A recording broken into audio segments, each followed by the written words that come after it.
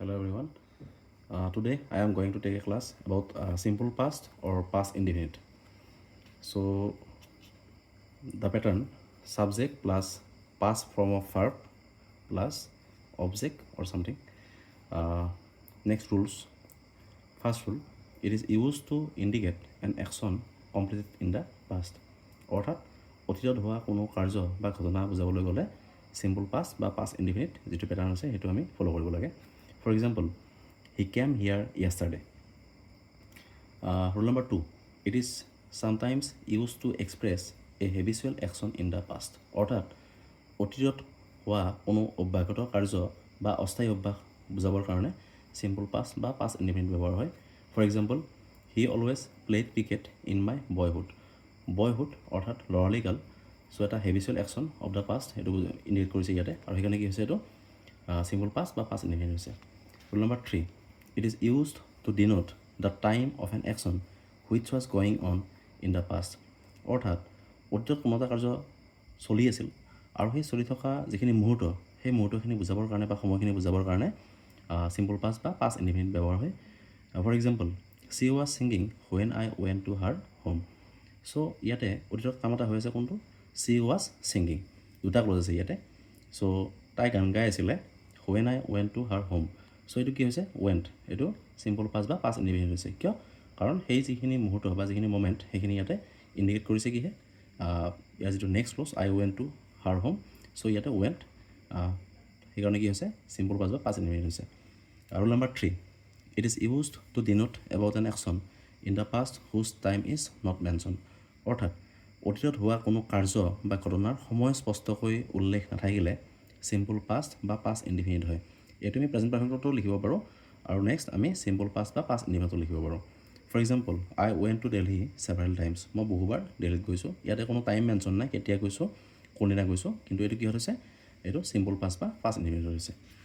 Rule number 3, it is used to express a polite form of address. অৰ্থাৎ politely কিবা এটা সুধিবৰ কাৰণে বা কিবা এটা ক'বৰ কাৰণে আমি উইল বা কেন, চ' তাৰ আমি simple past form ইউজ কৰোঁ. For example, could you please lend me your book. এইটো আমি পলাইটলি সুধিছোঁ যে অনুগ্ৰহ কৰি তোমাৰ কিতাপখন মোক দিবানে. ঠিক তেনেকৈ আমি উইলৰো পাষ্ট ফৰ্ম লিখিব পাৰোঁ, would you give me your book. So' polite form of address বা ৰিকুৱেষ্ট বুজাবৰ কাৰণে আমি কেন বা উইল ভাৰ্বৰ পাষ্ট ফৰ্ম ইউজ কৰিব লাগে, কুড বা would. Next, rule number 6, it is used with as if, as though, I wish and similar expression to express an unreal past or mere supposition. অৰ্থাৎ as if, as though, I wish এইকেইটা যদি থাকে, চ' তেতিয়া কি হয়? সেইটো simple past বা past indefinite হয়. আৰু তেনেকুৱা ক্ষেত্ৰত in case of B verb the plural form is used. অৰ্থাৎ যদি বি ভাৰ্ব থাকে তেতিয়াহ'লে বি ভাৰ্বৰ প্লুৰেল ফৰ্ম হয়. ফৰ এক্সাম্পল, ৱাজৰ কি হ'ব? ৱেৰ হ'ব. চ' যদি মেইন ভাৰ্ব থাকে তো মেইন ভাৰ্বৰ ক্ষেত্ৰত কি হ'ব? এইটো যদি উইচ থাকে, এজ ইফ থাকে, আৰু সেইটো কি বুজাব লাগে? মিয়াৰ ছাপজিশ্যন. অৰ্থাৎ যদি কণ্ডিশ্যন বুজায় তেতিয়াহ'লে কি হ'ব? এইটো চিম্পল পাষ্ট হ'ব. ফৰ এক্সাম্পল, আই উইচ আই ন' হিম. চ' ইয়াতে ন'ৰ যিটো মেইন ভাৰ্ব হয় তো কি হৈছে? ইয়াৰে পাষ্ট ফৰ্ম হৈছে. কিয়? ইয়াতে কি আছে? উইচ আছে. চ' এনেকুৱা যদি এক্সপ্ৰেশ্যন থাকে তেতিয়াহ'লে কি হ'ব? আই উইচ আছে, উইচ থকাৰ কাৰণে কি হৈছে? এইটো মেইন ভাৰ্বটো ইয়াতে পাষ্ট ফৰ্ম হৈছে, নিউ হৈছে. ঠিক তেনেকৈ he behaved as though' he were made.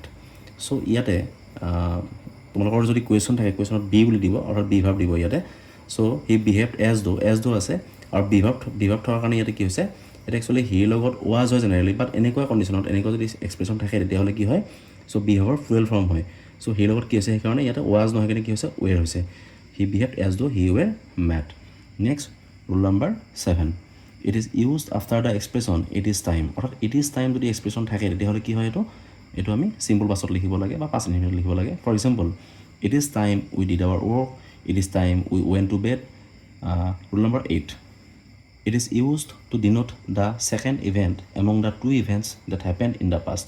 অৰ্থাৎ অতীতত হোৱা দুটা কাৰ্যৰ ভিতৰৰ যিটো ছেকেণ্ড ইভেণ্ট, অৰ্থাৎ যিটো ছেকেণ্ড টাইম হৈছে, তো ফাৰ্ষ্ট এটা ইভেণ্ট হৈছে আৰু মানে কি তাৰ পিছত এটা ইভেণ্ট হৈছে.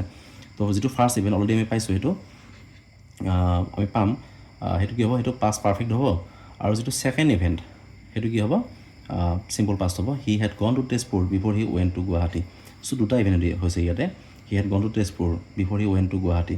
অৰ্থাৎ তেওঁ গুৱাহাটীলৈ যোৱাৰ আগত তেজপুৰলৈ গৈছিলে চ' আগত কোনটো হৈছে তেজপুৰত যোৱাটো এইটো পাষ্ট পাৰফেক্টত হৈছে আমি পাম নেক্সট আৰু পিছত কোনটো হৈছে গুৱাহাটীত যোৱাটো অৰ্থাৎ গুৱাহাটীত যোৱাটো কি হৈছে ছেকেণ্ড টাইম হৈছে ছেকেণ্ড ইভেণ্ট চ' ছেকেণ্ড ইভেণ্টটো কি হৈছে এইটো চিম্পল পাষ্ট